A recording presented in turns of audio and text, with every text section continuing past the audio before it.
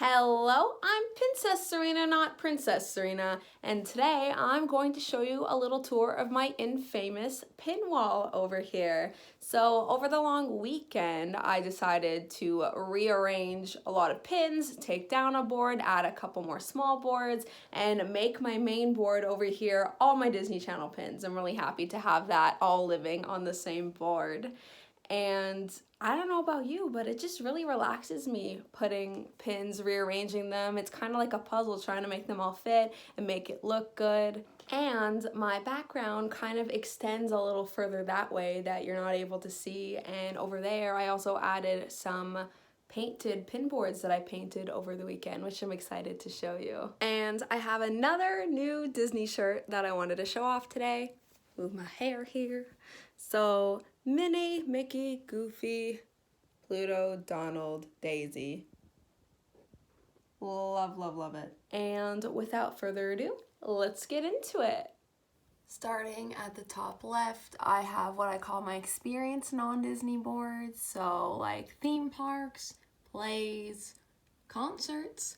Then moving quickly down here, I really downsized my Pixar collection to this wee little board, but don't worry, that is not it, because I also have another two Pixar boards, which I'll show you in a second. So this used to be on my main board, and I whittled down each movie that I collect to 10 or under pins, and I fit it so it's kind of more like a clump instead of a row. So like for Toy Story, it's like here, and it goes there, as long as it like connects. So like with A Bug's Life, we got it over here, and then it goes around.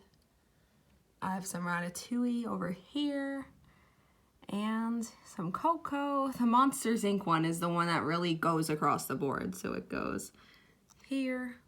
I like it because it kind of gets your eye to follow the movie where it goes, because it's not your typical rows. And I really like how it fits more like a puzzle, like there's not too many empty spaces and they go into each other. Like for example here, Boo's arm is perfect, it fills the empty space with Wheezy over there.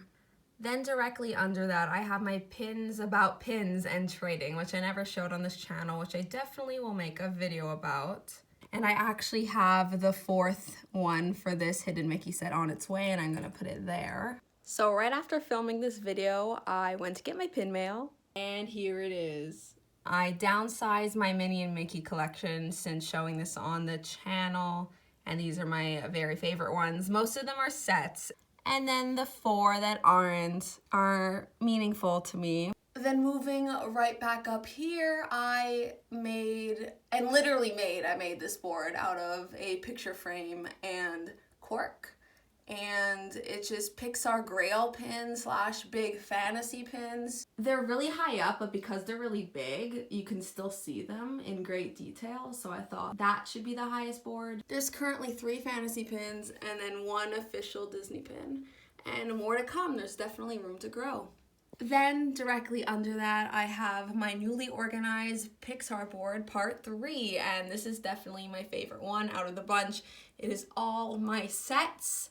I actually put the aliens in order of movie release. I didn't put Mike with Sully just because he's wearing an MU hat, so this totally could represent Monsters University. Whereas over here, we got some Monsters Inc. representation going on. And then it ends with Toy Story 4. And this set actually came out summer 2020, and Onward came out March 2020, so I guess that just shows how much in advance they have to come up with these pin sets, because obviously it was not created yet.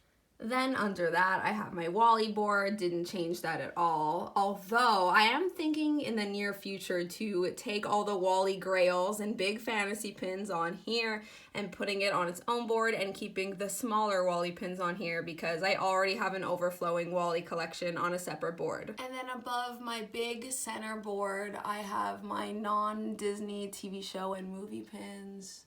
And then directly beside that, I have more non-Disney pins that I already showed on this channel that are kind of random but still meaningful to me. And then under those, I put my Disney Channel pins because I decided I wanted the High School Musical and all the other ones to live on the same board. And I wanted to do that clump idea again, where kind of you just follow your eye everywhere it goes.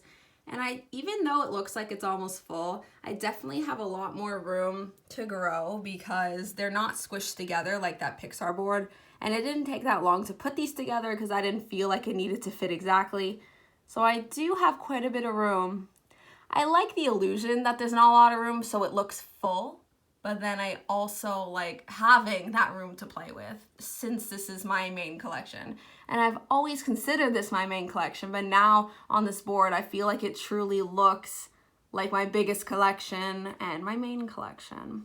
Then to the right of that, I have my Pixar alphabet collection and my Pixar in general collection right under it, which I love, love, love, not touching that board. Then under it are my non-Disney travel pins, which I showed in a recent video if you wanted to check that out. Up here, I have the start of my new overflowing Wally board. And then at the bottom of it, I kind of just have my random pins that I can't seem to get rid of. I'm pretty impressed that it's only one row long. Under there, I have my Club Penguin collection that I'm not touching ever. Under that, I have my newly painted Ratatouille board to show off my Hide and Squeak collection. I have 7 of the 12, and fun fact, which I didn't even know when I started collecting this, was that when you have all 12, that's the 12 ingredients that make up Ratatouille, which is interesting. And yeah, if any of you guys have any of the other 5 I don't have, please let me know. I'd love to trade. I've been recently working on my Italy collection, and once it's more full, I'll show it in detail on this channel. And I recently painted this as well. Lots of room to grow here. And lastly is a banner of all things personal to me. I wanted to separate these from kind of the ones that I'm just holding on to for no reason, because all of these have meaning behind it.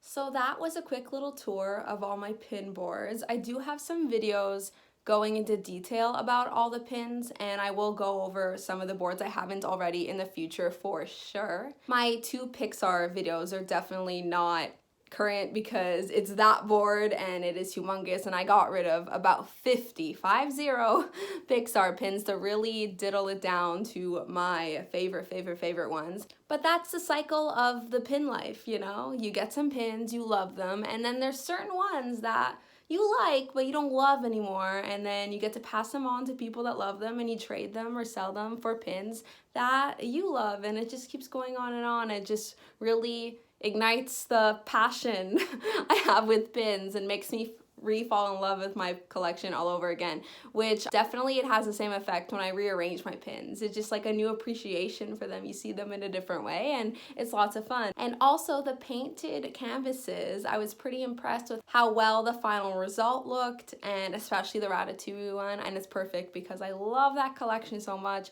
but it didn't fit on my Pixar set collection board, so I thought it was a perfect little addition in the corner. You could see a little bit of the blue there. It's kind of good that the painted ones aren't in frame because I feel like they don't go with the whole aesthetic and it would be kind of distracting. So I hope you enjoyed this video. If you haven't already, please subscribe for more pin-related videos from me every Tuesday. And as always, take care of yourselves and have a magical day. Bye!